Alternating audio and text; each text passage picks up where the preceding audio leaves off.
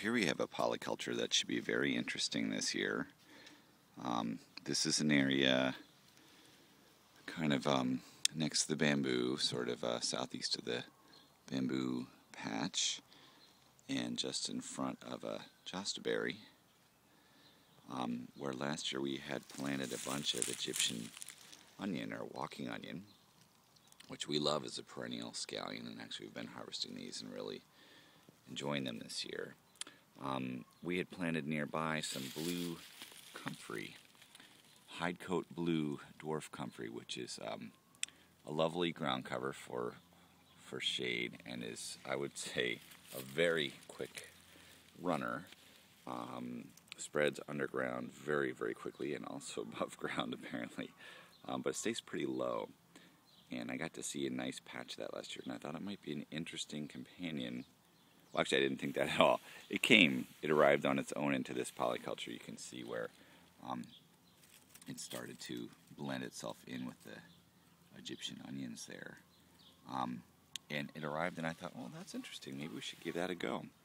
So this spring, I weeded out some other things that were in there, and spread both the Egyptian onions and the blue Comfrey around a little bit more.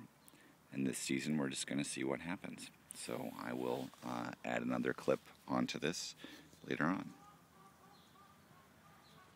Now I've done just a little more site preparation work.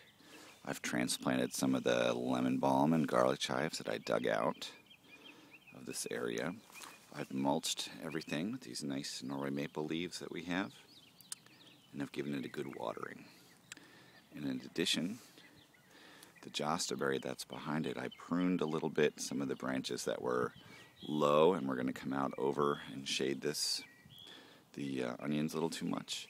And the biggest branch, which was going to give us a problem, I just bent over and layered, where you simply take with the Jostaberry or gooseberry or currant or some other things, and you lay that branch right down on the ground.